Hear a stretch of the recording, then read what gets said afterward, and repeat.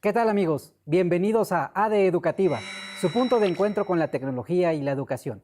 El día de hoy platicaremos sobre el reto de la tecnología y la educación, cuáles son los componentes más importantes.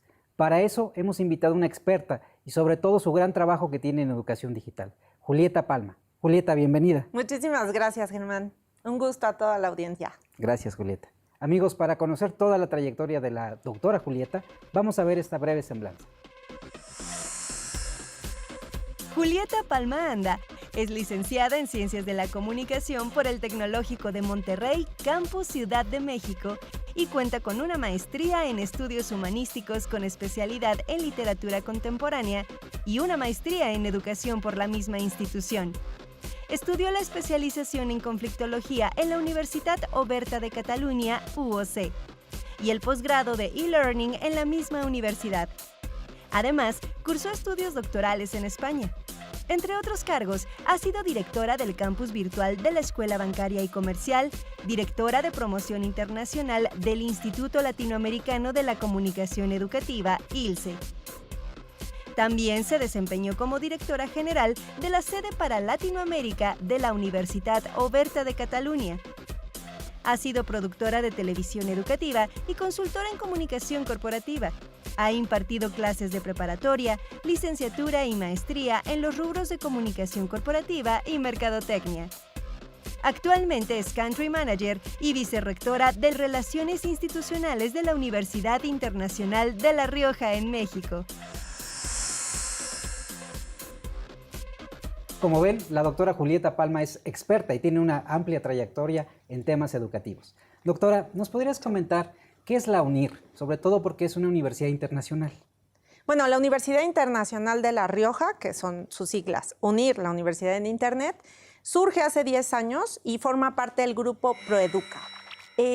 Nosotros nos enfocamos directamente a todo lo que es formación completamente en línea y tenemos más de 200 títulos universitarios, tanto formales como títulos propios en España, como demás estudios avanzados y programas de experto, que lo que le llamaríamos en México lo que es educación continua, para que la gente pueda continuar formándose a lo largo de la vida. En México surgimos hace 5 años, bueno, 2013, que nos dimos de alta ante la Secretaría de Educación Pública como una universidad mexicana 100% también, aunque somos parte del mismo grupo Proeduca y tenemos el mismo modelo, la misma metodología y trabajamos así a nivel global. También tenemos universidad en Colombia y tenemos sedes en otros países como Ecuador, donde tenemos muchísimos estudiantes. Nosotros lo que buscamos es, a través de una metodología completamente en línea, pero que rescata la parte que el profesor, como experto en la materia, pueda darte clases en vivo y en directo. Eso los estudiantes lo agradecen mucho. Hoy por hoy tenemos más de 40,000 estudiantes en activo y más de 43,000 graduados, que a lo largo de este tiempo, hablando sobre todo de educación superior, lo que es grado o licenciaturas y todo lo que es posgrado, pues es un gran número. Yo siempre digo que no es solo ver cuántos estudiantes se matriculan, sino cuántos egresan, puesto que el éxito de la metodología te puede decir si realmente la gente está contenta. También nos medimos por un IPN, que es lo que el estudiante, qué tanto nos recomienda el estudiante. Y pues la verdad estamos muy contentos con los números. Estamos también en la Facultad de Educación, creciendo siempre, que es donde está el volumen más fuerte de nuestros estudiantes, esto a nivel global, y también en la parte de ingeniería, en la parte de empresa, con el MBA, que ha sido de los mejores rankeados en los primeros 3 lugares a nivel hispanoamericano, y la verdad es que también en investigación, ¿no? Y en esta participación ya en algunos rankings, pues nos da mucho gusto poder tener una metodología como la que hoy tenemos y poderla constantemente ir mejorando. Doctora, para México y para muchos países en América Latina, la cobertura en educación superior es un reto. Pero cuando ustedes hablan de una educación en Internet o la universidad en Internet, ¿a qué nos referimos? ¿Estamos vinculándonos ya en una era digital? ¿Cuáles son los requisitos? ¿Cuáles son las características de los alumnos, por ejemplo? Mira, nosotros estamos dirigidos, o sea, ya hoy en día, aunque sigue habiendo brecha digital y tratamos de llegar a la mayoría de las personas, es un hecho que ya también la gente tiene acceso a un móvil, a internet, o sea, ¿cuántos millones hay de personas? Nuestro perfil de estudiante o de prospecto de estudiante es aquel que por alguna razón no pudo terminar una carrera, que necesita seguirse formando, por ejemplo, en la parte posgrado, en un área muy especializada, en ampliar conocimientos, que busca una promoción también dentro de su propio trabajo, que por diversas situaciones cambia de sector y te tienes que empapar de nuevos conocimientos, y para eso nosotros tenemos sobre todo el posgrado. Estas personas, como bien lo decía, suelen ser ya trabajadoras, el 95% es gente que trabaja. La media está más o menos en los 40 años, varía un poquito entre España y México, pero los 40, 45 años. Cada vez también entran gente más joven. Y que también juega diversos roles, ¿no? O sea, a veces como papá, mamá, trabajando todo el día, sobre todo aquí en México, la gente que tienes traslados de tantas horas, pues, ¿qué requiere? No puedes ir necesariamente a una educación presencial, a una universidad presencial. No competimos con las universidades presenciales, creemos que siempre van a existir, deben existir, también por otros temas de socialización, pero sobre todo un mercado adulto que ya demanda formación, por ejemplo, gente que viaja mucho, algo que ya no te es viable ir a una universidad presencial. La UNIR, lo que buscamos es llevarte a la universidad a donde quiera que estés, ¿no? Jugando este tipo de roles también diversos que tienes en la vida. En esta parte los aspirantes, porque supongo que pasan por algún proceso de selección como en cualquier otra universidad, deben de tener alguna característica en especial, ya independientemente de la edad que lo has comentado, los perfiles que tengan en su ámbito laboral, en su ámbito personal, pero obviamente deben de cursar algún tipo introductorio o algo, o simplemente se inscriben. ¿Cuál No, es el la proceso? ventaja de la UNIR, lo que nosotros también buscamos es no ser una universidad elitista, sino llevar, a veces desgraciadamente se vuelve una élite cuando vas poniendo tantos requisitos de ingreso. Es lógico que, por ejemplo, aquí en México, que tenemos 22 programas ya registrados ante la Secretaría de Educación Pública, sobre todo el posgrado, pues requieres gente que esté ya con título terminado, con cédula profesional, con certificado de estudios, en fin, ¿no? Todo lo que nos pide SEP. Y también con perfiles académicos ad hoc al posgrado que tú requieres estudiar. Eso de entrada, ¿no? Es muy difícil también por el grado de especialización dar acceso a, por ejemplo, a alguien que viene, no sé, de diseño gráfico, meterlo a derecho, ¿no? Y eso se entiende. En cuanto a exámenes de admisión y otros requisitos o de idioma, no les hemos puesto, precisamente buscando que la gente ya también muchos manejan tipo de tutoriales y demás, y se les da la admisión siempre y cuando cumplan con estos requisitos académicos sobre todo. Doctora, la Universidad Internacional de La Rioja se ha reconocido por un modelo académico que, pues, como dices, no compite con las grandes universidades de España, ¿no? La de Barcelona, en fin, tenemos grandes universidades españolas que han sido a lo largo de la historia, pero este nuevo modelo disruptivo, de alguna manera, en el tema educativo, porque dan otra perspectiva de la educación con otros componentes. ¿Cuál es su componente, sobre todo para estar gestionando estas clases? Porque cuando hablamos de una universidad en Internet, pues la gente esperaría las aulas, esperaría los maestros. ¿Cómo opera este modelo? Mira, nosotros tenemos 4 factores fundamentales o pilares fundamentales. Una, el tener todo el material dentro de un campus virtual, el acceso a la plataforma y sobre todo contenidos ya analizados, revisados, para que tú puedas ir muy claramente desde que inicias hasta que terminas. Sabes, tienes una planeación, sabes todo lo que vas a ver a lo largo del semestre o de la duración del programa, de inicio a fin. Sí hay exámenes, que eso es algo que también tanto la ANEC en España como aquí en México la Secretaría de Educación Pública valora, puesto que siempre se ha puesto mucho en duda que si el estudiante es o no el que hace el examen y demás. Esa parte la tienes siempre en tu campus virtual y te puedes conectar desde cualquier dispositivo móvil, ya sea en tu computadora, una tablet, tu teléfono celular. El examen es el único que no puedes hacer en el celular todavía, pero se está analizando. Después de esto tenemos también, bueno, ahí buscamos dentro del campus que tengas esta parte de aprendizaje colaborativo. ¿Por qué? Porque sí estás dentro de un aula virtual, pero tienes compañeros. Tienes otro pilar fundamental que nosotros tenemos, que es el tutor, tutor personalizado, que se dedica, a diferencia de otros modelos, a estar solo para atenderte, no en dudas académicas, sino en un acompañamiento especializado de, a ver, mucha gente, lo que debemos cuidar es la deserción y mucha gente, claro, tienes tantas actividades en tu vida cotidiana que te resulta a veces difícil el poder entregar las tareas, el organizarte, a veces la gestión del tiempo nadie nos la enseña. Y estos tutores te llaman cada semana, máximo cada 15 días, depende también de tus horarios y tu flexibilidad, pero son como esa conciencia, ese Pepe Grillo que decimos nosotros aquí en México de, oye, Germán, no te rindas, mira, tú puedes. Eso los estudiantes lo valoran mucho. Tiene un factor motivacional. Sí, claro, es más motivacional el tutor, que siempre te escucha. Por ejemplo, en temas cuando fue el terremoto aquí en México, los tutores estuvieron pendientes de todos nuestros estudiantes para ver cómo adaptaban su tiempo cuando tuvieron un problema y demás, y no desmotivarse y abandonarlo.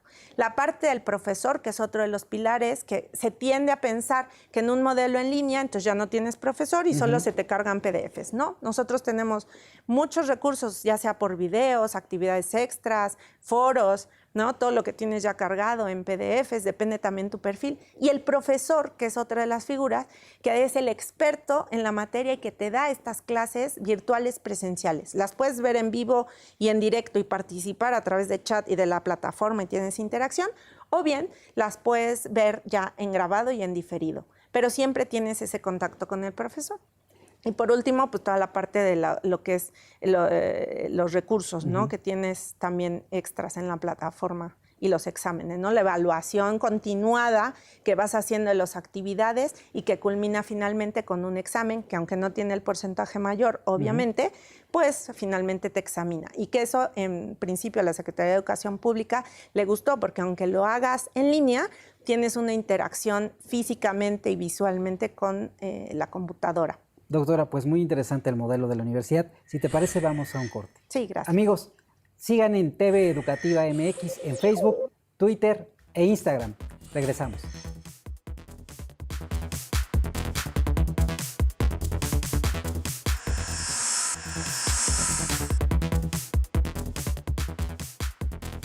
Amigos, estamos de vuelta en ADE Educativa, su punto de encuentro con la tecnología y la educación.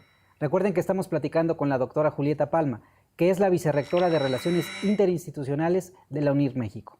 Doctora, nos has explicado lo que es el modelo de la UNIR, cómo podemos ya tener una nueva oferta, sobre todo para poder acceder a una educación 100% en línea, pero además de los requisitos que ya nos has comentado, ¿cuál es el tiempo de estudio, por ejemplo? Porque me parece que aunque hay las carreras presenciales tienen un tiempo establecido, yo creo que cuando uno trabaja con la autogestión puede hacer su propio ritmo, ¿no?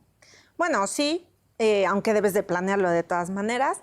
Las licenciaturas que tenemos, que son 5, son de 3 años, o sea, lo que le llamaríamos en México más una licenciatura ejecutiva. Okay. Con esto no quiero decir ni que es menos calidad ni menos dedicación. Obviamente está planeado también en cuestión de las actividades para que sean más integradoras y no tengas que entregar 20 actividades a la semana, por supuesto, como alguien de tiempo completo. Estamos trabajando con lo que es un modelo americano para algunas licenciaturas que tiene que ver más también con módulos de trabajo, ¿no? Test que vayas resolviendo, mucho más autogestivos que también se califiquen y que tengas como esa visión en general también de tu propio aprendizaje y avance.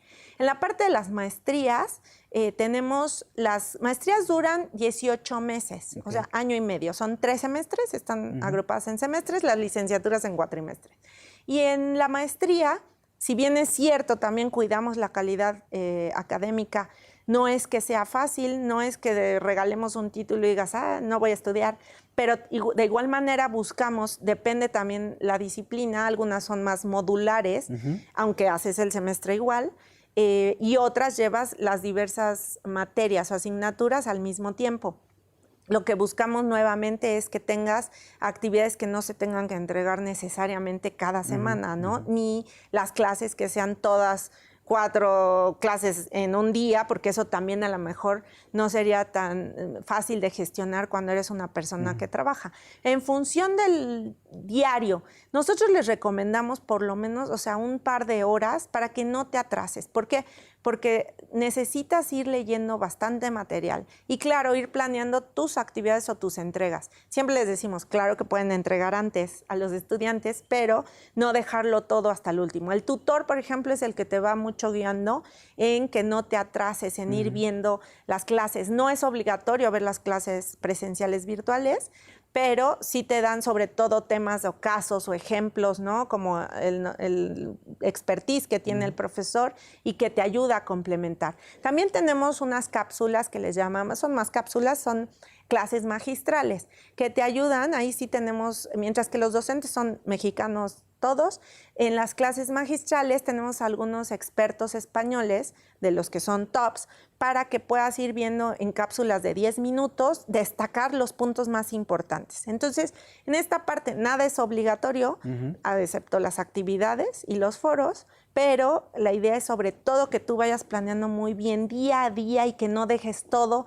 ni para el último momento, ni que dejes de conectarte toda la semana o 2 semanas, porque entonces sí vas perdiendo como ese acceso al conocimiento, ¿no? ¿Cuáles son las carreras más demandadas que ustedes tienen en su oferta educativa? Porque supongo que en México hay necesidades en algunos sectores, pero yo creo que están ustedes atinando a una oportunidad, porque en México la oferta educativa tiene que diversificarse en los distintos ámbitos. En licenciatura, definitivamente la de Derecho, donde nosotros también hemos planeado tener un currículo bastante al día, actualizado en lo que requieren los abogados hoy en día, como el tema de juicios orales, casos prácticos y demás. Esa es la más demandada de las 5 licenciaturas. Y de lo que es las maestrías, la verdad es que en ingeniería, que también nos enfocamos bastante, la de seguridad informática ha sido un hitazo, porque no hay oferta como tal en línea, o hay poca también presencialmente, y es algo que se demanda mucho hoy en día. La de Visual Analytics y Big Data. En la parte de educación, la verdad es que estamos muy contentos porque creemos, tanto en España, que es la facultad más grande que tenemos y la que más forma docentes, aquí estamos también haciendo una labor que poco a poco sigue creciendo, y tenemos fuertes las maestrías de psicopedagogía, la de aprendizaje, cognición y desarrollo, y la de liderazgo y dirección de centros educativos, que son las que más tocan a nuestros docentes mexicanos, líderes en el sector educativo, y que estamos llegando, la verdad, como muy accesibles a todos ellos.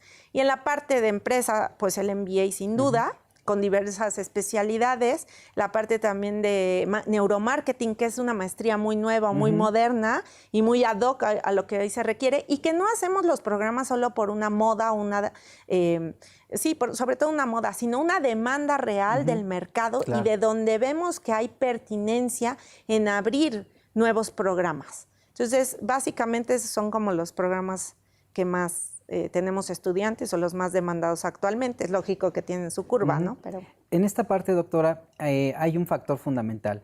La gente a veces piensa que porque es en línea no es de calidad.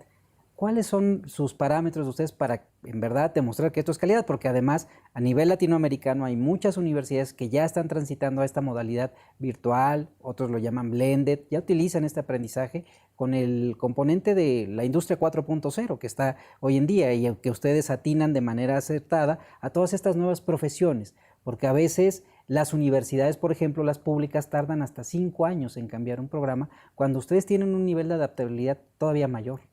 Mira, nosotros de entrada, o sea, también por toda la experiencia que ya tiene UNIR en España y en Europa, la ANECA, que es la agencia de calidad, donde metemos también todos a revisión los programas, sobre todo los oficiales, y no quiere decir que los títulos propios no lo hagamos también con esos estándares, pues te revisan también cada cuándo, o sea, qué demanda hay, cada cuándo, o sea, hay que cambiar el currículum, ¿no? El que puedas estar monitoreado por diversas agencias también, y que cumplas con estos estándares. En el caso de Latinoamérica, que también buscamos tener ese programa para la doble titulación en los programas de maestría con España, también buscamos no solo replicar un programa, sino acoplarte, pues como hemos trabajado con el SSLI, ¿no? En la UDUAL, el ver cuáles son los estándares que pone también el CALED, o sea, irnos adaptando y sobre todo también a lo que te pide la Secretaría de Educación Pública. No es fácil presentar un registro de validez oficial o un REVOE y que cumpla también con ciertos estándares, por ejemplo, nosotros, de cómo verificar que el estudiante va a hacer su examen, cuáles son los mecanismos, qué competencias se están evaluando, cómo. Cada vez está más con lupa la institución y la verdad es que tampoco nos molesta, o sea, yo creo que es mejor que te revisen muy bien y pertinentemente para que no se preste también a lo que es el negocio de la educación, sino a que realmente estás haciendo programas revisados por las instituciones que te dan esa validez o esa certificación. Nosotros también, al ser una institución que sí vamos en lo posible a la vanguardia, pues tenemos que hacer modificaciones a veces mucho más prontas u oportunas para poder dar a nuestros estudiantes como beneficiarios finales un currículo muy ad hoc y muy pegado también a lo que requieren los empleadores hoy en día. Sí, hemos visto, por ejemplo, que en el caso de México se ha transitado ya a tener licenciaturas en ciencia de datos, en Big Data, en fin, el Politécnico ya tiene algunas carreras, la Universidad Politécnica de Yucatán, pero vemos que otras universidades como que se han resistido a esta nueva tendencia. ¿Qué es lo que está pasando en el ámbito internacional, Julieta? Porque además también tienes toda una experiencia de lo que está pasando con estas nuevas profesiones.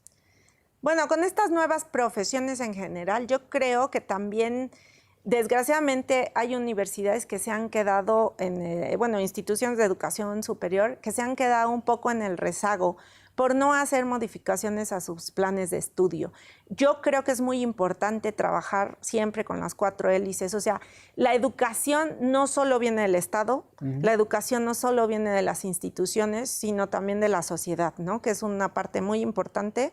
Y el sector productivo. Sí, el sector productivo, sobre todo, ¿qué tan cercanos estamos las universidades o las instituciones de educación superior a las empresas, a la industria, ¿no? A la parte manufacturera?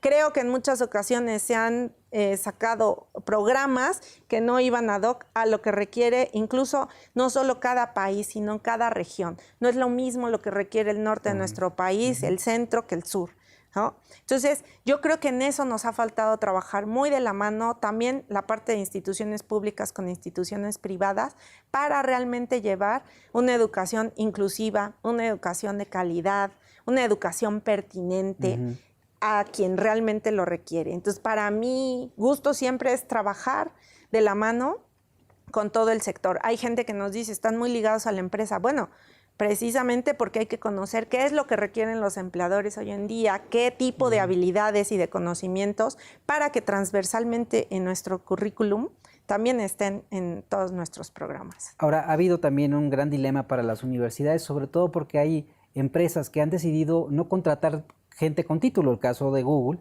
o algunas otras empresas internacionales, que prefieren ciertas competencias.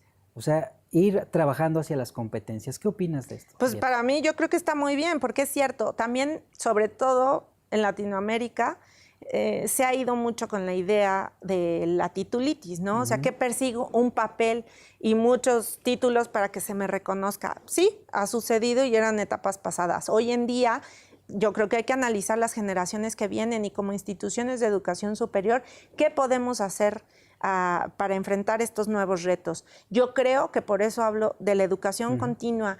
Es la educación a lo largo de la vida. Hay que ver que nuestras instituciones trabajemos en función a eso. ¿Por qué? Porque a lo mejor ya a cierta edad o con ciertos títulos no quieres hacerte otra maestría de 2 años, un doctorado de 5 años. O sea, lo que requieres es desarrollo de habilidades y competencias, que es lo que hoy en día buscan las grandes empresas, y no solo las grandes, las pequeñas. Yo también fomento mucho que desarrollemos cosas en función de lo que era el trabajo, la capacitación para el trabajo, ¿no? O para la vida. O sea, mucha gente que tiene ciertos proyectos en los que enfocarse, las pymes, no requieren todo un mundo, o sea, un doctorado, una maestría. A veces a lo mejor no les da tiempo de hacer una licenciatura, o sea, el tener un grado, pero sí, a lo mejor formándote a través de módulos especializados que te sirvan, podríamos ir nosotros innovando tanto en los países como en las universidades, a que tuvieras o formaras tu propio currículum y que estuviera certificado, ¿no? Digo, para ello a lo mejor instancias como el Conocer o el Ceneval o algo que puedan irte validando también por la experiencia y por otras competencias. En esto, algunas universidades han hecho lo que le llaman enfoque modular, es decir, que también pueden ir avanzando hacia esos funciones donde el alumno escoge cuáles serían sus competencias y al final realizar una certificación propia, ¿no? Sí, yo creo que ya se va avanzando, o sea, hay universidades que van más avanzadas también en ese tema, sin embargo, todavía se te pide, o sea, en la parte nacional o de nuestras instituciones formales o certificadoras, por así decirlo, o quienes te avalan, todavía te piden cierto currículum base, ¿no? Con un porcentaje, a lo mejor el 60 es el básico y tienes que cumplir con carga horaria inicios y carga básica y luego ya las que tú puedes ir eligiendo acorde a lo que requieres hoy en día. Pero si pudiera hacerse o armarse desde, o sea, ahora también con tantos algoritmos y todo lo que viene en tendencias del machine learning y demás, pues yo creo que podríamos ir innovando en esos temas, ¿no? A que hicieras tu propio itinerario acorde a tu experiencia y a lo que requieres también conocer o empaparte. Amigos, estamos platicando con la doctora Julieta Palma, que es vicerrectora de Relaciones Institucionales de la UNIR México. Regresamos, TV Educativa MX, Twitter, Facebook e Instagram.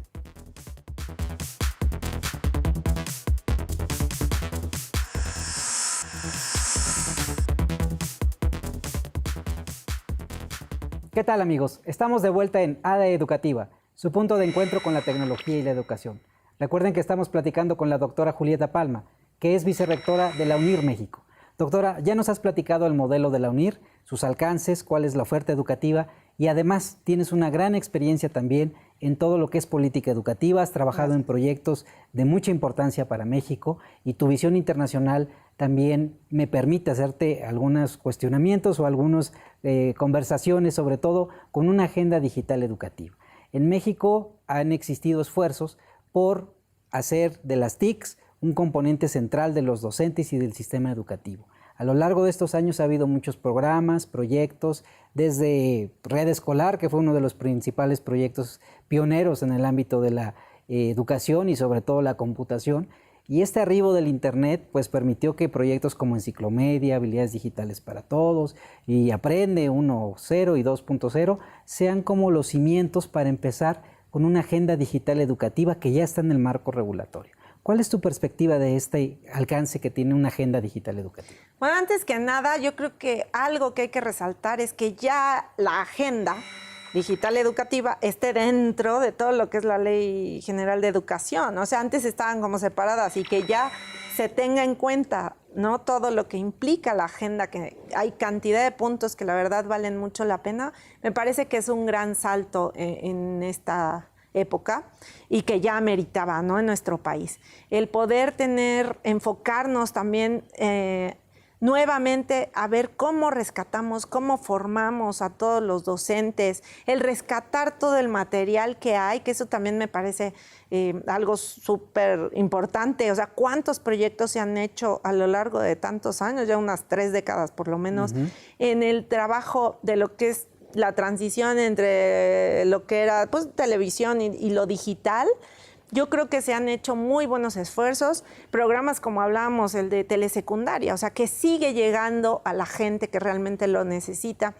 Yo creo que podemos trabajar muy de la mano, haciendo esa sinergia ahora sí, rescatando también todos esos materiales, esas alianzas con empresas.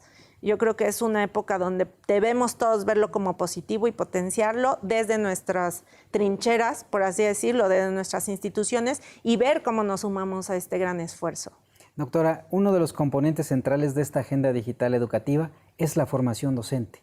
Desde tu experiencia y desde ahora tu nueva profesión que estás realizando en la UNIR, ¿cómo ves este reto? Porque finalmente hay que capacitar, ¿no? El tema de brecha digital, las TIC en el aula todavía sigue siendo un componente, no hay todavía un sentido de penetración en muchas de nuestras escuelas con Internet. Ese reto, ¿cómo lo ves? La conectividad y sobre todo que los docentes tengan esta habilidad digital. Mira, yo creo que hay 2 líneas. Una, el ver otra vez, nuevamente, yo siempre digo, a través de las alianzas es que podemos llegar a tener esta cobertura, sobre todo en la parte digital. O sea, sigue habiendo muchas escuelas rurales, muchas escuelas donde no hay profesores para cada grado. Entonces, se requiere primero de hacer estas alianzas con las grandes empresas, con las que puedan aportar el ver cómo reducimos la brecha digital y poder dotar de mayores dispositivos y sobre todo de ancho de banda a muchas instituciones que hacen falta. Y dos, yo creo que la apropiación en general, y no solo para los docentes, pero es algo básico o fundamental. Yo creo que ha faltado una estrategia realmente integral junto con los docentes de ver cómo se apropian ellos el uso de la tecnología o de las TIC. Creo que se debe hacer en conjunto. Creo que en el momento en el que hagamos transversalmente realmente el uso de las TIC como parte de un currículum y que no solo sea la clase de computación y te enseño a mandar un mail o algo, que sí, está muy bien alfabetizar, yo no digo que no, o sea, hay gente que lo requiere, pero en la medida en que tú vayas haciendo biología, historia, de una manera más dinámica, transversalmente, el tema de humanidades que trata ahora la agenda digital, que la verdad me parece increíble, y de igual manera, todo tiene que ser de una forma transversal para que sin que te des cuenta, tú vayas realmente viendo la potencialidad del uso de la tecnología. Debería ser lo más transparente posible y que la gente, o sea, es como cuando se les dieron los primeros cursos a los docentes, lo valoraban porque veían que realmente podían potenciar, mejorar sus trabajos, hacerlos de una forma más sencilla. Cuando hicieron, no sé, sus primeras presentaciones en PowerPoint, ¿no? O sea, todo eso, y no necesariamente se requiere de grandes tecnologías, pero creo que la educación también, por eso a veces hablo y remarco tanto la pertinencia. Si les vamos a enseñar hojas de cálculo muy elaboradas, con lo que implican macros y cantidad de fórmulas que no las requieren los docentes en clase, nunca van a lograr hacer ese match o ese clic con la tecnología y poderla usar de manera mucho más sencilla. No es como nosotros, nuestros estudiantes, pues muchos a duras penas saben mandar un mail, no todos, obvio, pero les cuesta. Tenemos gente más grande que le cuesta, a lo mejor sabe mandar un mail, sabe usar un poco la computadora, pero en la medida que tú le pongas una plataforma accesible y sencilla, que sea intuitivo a las cosas, la gente lo utiliza porque el bien, o sea, la tecnología es un medio, el bien que tú ves al final de lo que estás realizando es lo que realmente te llena. Gente en proyectos productivos que llegamos a trabajar anteriormente con otras instituciones, productores de café que jamás tenían acceso a la tecnología, productores de pequeños comercios o productos, a través de que veían las 3 cosas básicas para buscar en Google y cómo les beneficiaba a ellos, se fueron apropiando. Y también sacando provecho de los puntos de red que pone el gobierno, las escuelas. O sea, a mí me queda claro que solo sumando podríamos llegar a tener realmente una buena cobertura. Ahora, se habla de algunos proyectos en Latinoamérica que han sido exitosos, como el Plan Ceibal. En Colombia, por ejemplo, también tuvieron una política muy fuerte que a partir de Colombia TIC o Colombia Educa, que fue un proyecto también transversal. Pero cuando hablamos de las dimensiones del sistema educativo, creo que ahí es donde está el punto clave, porque no es lo mismo comparar el sistema educativo de Uruguay, por ejemplo, que el mexicano, ¿no? Que tenemos millones de docentes, escuelas y características muy distintas en cuanto al norte y al centro. ¿Cómo ves que estas tecnologías tengan que estarse adaptando? ¿Desde qué punto de vista podríamos generar estas alianzas? Mira, yo creo que gran medida es cómo trabajamos por regiones. O sea, de hecho, la Secretaría de Educación Pública tiene programas como muy ad hoc a cada región, pero también la capacitación a distancia o la capacitación en línea te da una ventaja de homogeneizar también la calidad o el tipo de contenidos que puedes estar mandando a todos los profesores. A lo mejor dividirlos en niveles, pero así como hacemos ahora en telemedicina, consultas a distancia, pues a lo mejor otra vez, o sea, clases a distancia. Yo creo que a través también de las empresas pequeñas o medianas que puedan apoyar en las regiones, por ejemplo, en Veracruz, hay ingenios azucareros que están fomentando no solo la formación de sus empleados a distancia, sino también de productores o de gente de la comunidad. Yo creo que es parte tanto de la sociedad como de las empresas, como de la propia Secretaría y de instituciones públicas, el que fomentemos este tipo de trabajo para poder llegar a tener la mejor cobertura y formación tanto de nuestros docentes como de los estudiantes, que sí, yo también creo que nuestro número no se compara al de otros países y claro que cuesta. Ahora, justamente se han presentado los resultados de la encuesta nacional sobre consumo de Internet y veíamos que ya casi llegamos a los 80 millones de conectados, que eso no quiere decir que tengamos una brecha digital superada.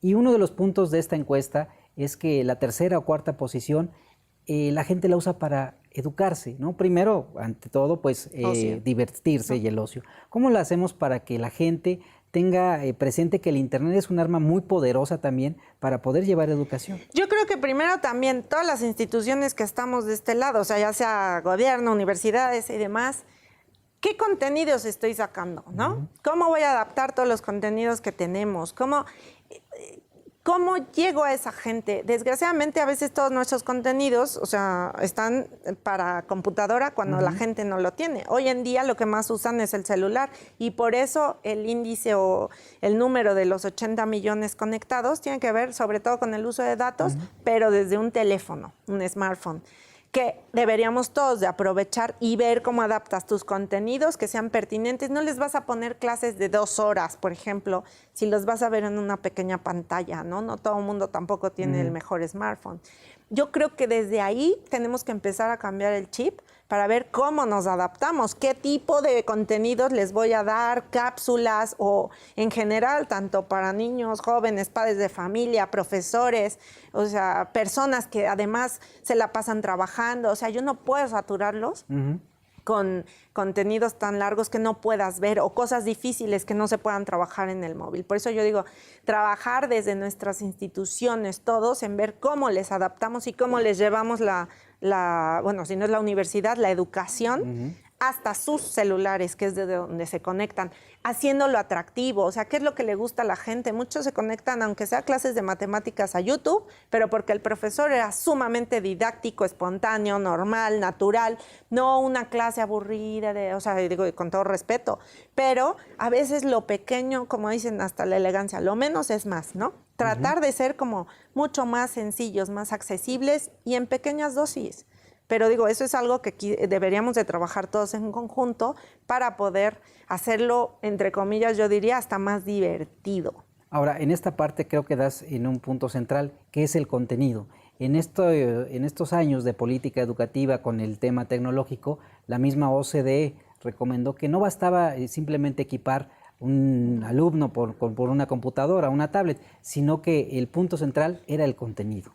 Sí, cómo lo diseñas, porque claro, es cierto que hacen falta dispositivos para que la gente tenga acceso, o sea, y dónde se conecte, ¿no? Si no tienes banda ancha, no vas a poder. Pero incluso, como veíamos, aunque lo traigas precargado, si no está diseñado para que lo comprendas, para que sea algo que tú le veas la utilidad, difícilmente lo vas a ver, ¿no? O sea, también yo creo que hay que comprender el perfil muy bien de cada usuario al que te estás dirigiendo, y no nada más como por usuario individual, sino a cada sector y a cada grupo, cuáles son mis objetivos. Y los docentes, tenemos una variedad muy amplia, desde profesores rurales que hacen su mejor labor y de verdad es para felicitarlos, hasta profesores que tienen doctorados, maestrías. Sí, pero entonces, ¿cómo voy seleccionando la cantidad de recursos que existen hoy en día y dárselos acorde a lo que, por eso digo, pertinencia? Doctora, en esta parte hay un tema fundamental que estamos transitando ya una educación digital. Es una pregunta porque pues vemos que ya hay, por ejemplo, prepa en línea, que es una modalidad, un servicio que atiende la Secretaría de Educación Pública para todos los chicos de media superior. Y también hay una universidad abierta y a distancia, desde la propia Secretaría. ¿Estamos transitando hacia estos modelos? Pues yo creo que ya A ver, yo creo que ya transitamos. Yo creo que todavía en nuestro continente falta mucho todavía el aceptarlos y el incorporarlos como algo normal, como algo que ocurre, que ya se da. O sea, que es algo que yo también siempre al trabajar con Europa, creo que en esa parte tenemos que aprender el que no hay como un diversidad. mito, claro, es que la gente todavía tiene miedo. No, si luego en línea no sirve. ¿Por qué? O sea, yo siempre les digo... O le tienen miedo. Sí, pero también cuando tienes grupos de 500 personas y te toca hasta atrás, también es educación a distancia, ¿no? Porque el profesor es imposible que se dé cuenta lo que está haciendo la última fila de estudiantes en esas aulas magnas. Y no es crítica, es simplemente que tenemos temor al cambio. Pero así como mucha gente consumimos Netflix y ¿no? Televisión on demand, pues también tenemos la educación on demand. O sea, y el poder, yo creo que nos falta formación en esto, el creernos que hay educación de calidad, que no hay una diferencia, también eso es cierto. Hablemos con los empleadores, ¿realmente te critican o te minimizan si vienes de una universidad en línea? Yo los invito a que hablemos con muchas de las empresas, al contrario, cada día más valoran este tipo de educación o esta modalidad. ¿Por qué? Porque desarrollas otro tipo de comunicación y habilidades y competencias que a veces en la parte presencial estás muy acostumbrado a decir, bueno, no las necesito. El tema de la comunicación, por ejemplo, escrita, no estamos tan hábiles a veces en la parte presencial como cuando solo tienes la parte de hacer trabajos y comunicarte. En fin, el trabajo a distancia, la autogestión del tiempo. Yo creo que toda esa parte ya hay que romper esos mitos porque hay muchas universidades en línea o a distancia, como ya las tiene CEP desde hace muchos años, que ya estamos en esta era, que es cierto que hay que reducir la brecha digital, pero hay que sumarnos a lo que está hoy en día y a cómo podemos llevar este tipo de modalidades a tener mejor cobertura, ¿no? Viendo todas las ventajas. Doctora, muchas gracias. Amigos, estamos platicando sobre tecnología y educación. Recuerden nuestras redes sociales, TV Educativa MX en Twitter y en Facebook. Regresamos.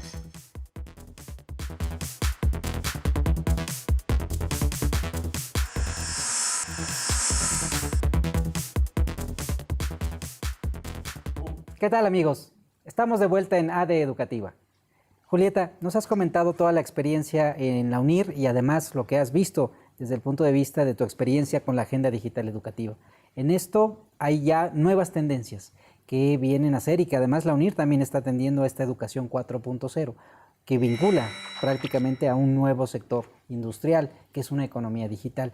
¿Cómo ves todas estas nuevas tendencias? Porque además tienes la visión de Europa y tienes la visión de Latinoamérica. Hay nuevas tendencias, el uso del machine learning, el big data, la inteligencia artificial, que me parece que están insertándose ya en toda esta nueva era revolucionaria de la educación 4.0. Sí, yo creo que aunque todavía nos faltan muchas instituciones, me da mucho gusto que aquí en México pues hay universidades que están tratando de incorporarlo ya. Y nosotros también, al ser bastante pioneros en todo lo que es la educación en línea, en la parte de Learning Analytics, hoy hablar ya de lo que es inteligencia artificial, el machine learning, ver cómo utilizas toda la parte de Big Data, precisamente para... Nosotros lo estamos haciendo mucho con el prospecto, ¿no?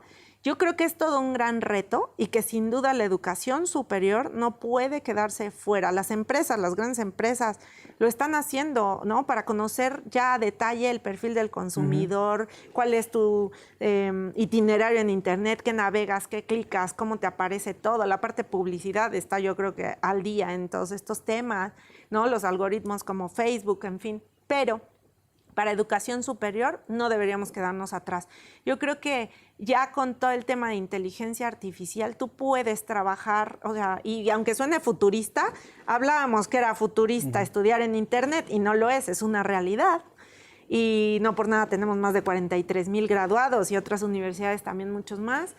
el hecho de que tú puedas conocer muy bien desde el perfil de la gente que te busca, qué es lo que requiere, a lo mejor hasta futuro sugerirles cuál sería su itinerario ideal, ¿no? Nosotros, por ejemplo, ya sabemos en UNIR cuánto tiempo se queda en las páginas, de cuál es el programa que más busca, qué habilidades llega a tener, o sea, cada vez estamos perfilando mucho mejor al prospecto que desea estudiar con nosotros.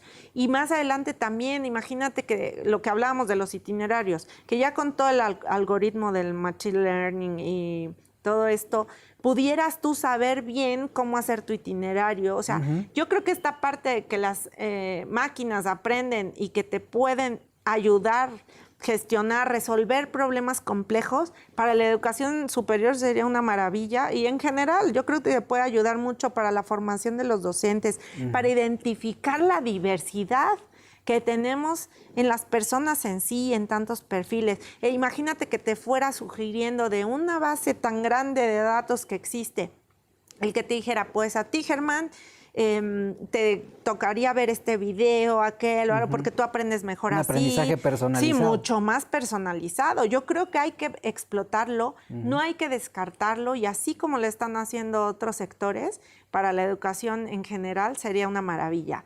Que todavía falte que la gente a lo mejor confíe en este tipo de cosas, así como nosotros con el Learning Analytics vamos viendo dónde podemos reforzar el apoyo a nuestros estudiantes, dónde es donde abandonan. Podríamos prevenir, por ejemplo, en mucho la deserción que existe en tantos de nuestros países, para poder darles, yo creo que la deserción habla de si no es de un fracaso, de que algo no estamos ofreciendo bien, ya sea en un sistema educativo nacional o en nuestras propias instituciones.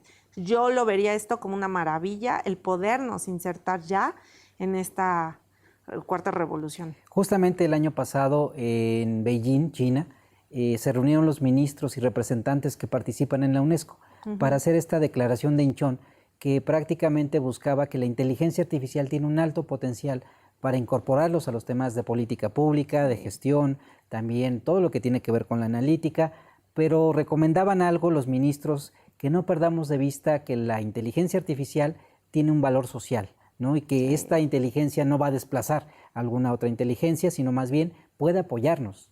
Sí, yo también creo que nunca debemos dejar de lado que somos seres humanos, que tenemos un valor, ¿no? Por sobre todas las cosas como personas, que no es desplazar, es poder resolver problemas de gran complejidad, que a veces ya no tenemos a las personas tampoco tan habilitadas, no porque no se quiera, sino para ir resolviendo otro tipo de apoyos, de ayuda. O sea, que siempre veamos a la tecnología como un apoyo, como un medio para poder ofrecer mejor calidad de vida a las personas. O sea, yo eso es como lo creo, lo veo, y creo que en la educación puede ser así. O sea, el que te ayude, por ejemplo, los tutores virtuales, qué mejor que teniendo una base de datos, y yo creo que, o sea, puedes ayudar virtualmente con las típicas preguntas frecuentes, el perfil, conociendo la máquina, cómo eres y todo, te podría ayudar a resolver cantidad de problemas. No quiere decir que va a sustituir al docente, por ejemplo, que yo creo que la idea es ver cómo reenfocas la actividad, o cómo enfocas más la actividad de cada uno de nuestros personajes o pilares fundamentales dentro, o actores fundamentales dentro del modelo de enseñanza-aprendizaje, ¿no? Cómo los ayudas a que no resuelvan a veces cosas que se podrían resolver con un robot, una máquina, que son a veces también más sencillos, o puedes tenerlos más homogenizados y más estándar, y que estas personas realmente se sitúen o se enfoquen en problemas que sí requieren de nuestra atención. En esta nueva era de tendencias educativas han existido estos famosos cursos MOOC, los cursos abiertos en línea, que pareciera que también han roto desde el 2012, que nace esta experiencia del MIT y Harvard, ¿no? Que desarrollan la primera plataforma de cursos abiertos, y que es una educación masiva, y que finalmente también la UNIR ha realizado cursos MOOC. ¿Cuál es tu perspectiva? Porque finalmente también es un conocimiento abierto, donde en un curso puedes tener 5,000, 10,000, hasta miles de personas y de alumnos y capacitándose en un solo lugar. Mira, yo creo que los MOOC han servido digo, y si bien es cierto, fue un gancho de marketing como surgieron, pero yo creo que ha servido mucho para poner en abierto este conocimiento. Yo creo que de nada nos sirve tener controlado o querer controlar conocimientos o materiales que vas desarrollando, ya que hoy en día yo creo que parte, ¿no?, de toda nuestra sociedad del conocimiento es precisamente ponerlo en abierto para que la gente aprenda.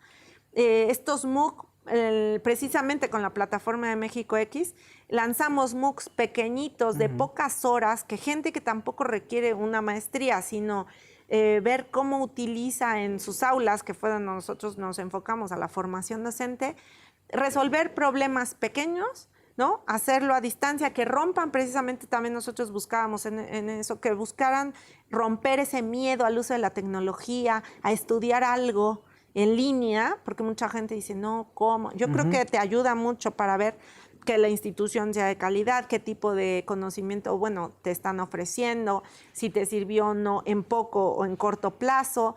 La verdad es que yo creo que es un buen modelo de seguir trabajando, de que gente que a lo mejor no requiere la certificación, pero sí el conocimiento pueda hacerlo, y de compartir y ir mejorando cada vez. Yo creo que también se vuelve un reto, que cada institución vayamos mejorando y adaptándonos, claro, a los contenidos, ¿no? Y qué bueno que puedas decir, oye, como el de la UNAM que sacaron, el de cómo hacer una tesis, fue de miles y miles, un hitazo. Qué maravilla, porque se ve que eso es lo que realmente también necesitan muchos de los estudiantes, y a lo mejor las instituciones no nos habíamos dado cuenta. Yo creo que siempre te ayuda a aprender todo lo que, cualquier tipo de fenómeno que esté sucediendo. Muchos decían, no, es el futuro, las universidades van a desaparecer. No, no es que desaparezcan. Creo que es un complemento muy importante para poder abrir el conocimiento al resto de las personas. Doctora, en la UNIR se realizan también proyectos de investigación, porque también tengo entendido que tienen un nivel de especialistas de alto nivel y que también desarrollan investigación. Sí, claro, estamos nosotros, de hecho, pues participamos poco en rankings, pero ya estamos dentro de las universidades privadas que más proyectos de investigación tenemos en España, y de las privadas en línea también. Y tenemos también publicaciones científicas en artículos, en revistas científicas, donde también ya, o sea, indexadas y todo, y que se realizan, o sea, grupos de investigación. O sea, mucha gente que cree que no le apostamos a eso, verán que si en pocos años logramos colarnos en muy buen nivel dentro del área investigadora, van a ver que también seremos de los tops en breve en el ámbito europeo, porque es parte de lo que nosotros creemos, de lo que queremos seguirle apostando fuertemente. Y sí tenemos un clúster de docentes, sobre todo ahora en España, estamos apenas desarrollándolo ya para México, pero el tener ese clúster fuerte de docentes e investigadores para seguir teniendo proyectos de calidad. Doctora, finalmente, ¿cuál sería tu recomendación para alguien que quiere estudiar en línea y dónde podemos encontrar la oferta educativa de la UNIR México? Bueno, yo sí los invito. La verdad es que UNIR tiene una plataforma y un modelo que realmente la gente sale contenta, y es algo que a mí me llena de gusto, porque creían que iba a ser algo muy difícil en el tema, sobre todo el uso de la tecnología y el de hacerlo a la distancia. Y el modelo, como les comenté, del tutoreo del profesor, les ha ayudado a culminar con éxito sus estudios. La oferta la pueden encontrar en mexico.unir.net para todos aquellos que requieran ver todos nuestros programas, el plan de estudio, la metodología más a detalle. Y también si requieren escribirnos a info@unir.net o a julieta.palma@unir.net, con muchísimo gusto les podemos ir a hacer alianzas con las empresas, con las universidades. Siempre buscamos hacer sinergia con las instituciones, así que encantados de hacer también algo en pro de nuestra educación. Y la verdad es que estamos bastante accesibles, considerando también que seamos una universidad pertinente para todo nuestro sector, tanto de docentes como el ingenieril, ¿no?, en la parte de empresa. Doctora, muchas gracias por tu visita y todos tus conocimientos. Muchas gracias. Si les interesan algunas becas especiales, también escríbanos a estos Con todo correos. gusto, claro que sí. Muchas Amigos, gracias. hemos llegado al final de ADE Educativa. Recuerden sus redes sociales, TV Educativa MX, en Twitter, Facebook e Instagram. Nos vemos hasta la próxima.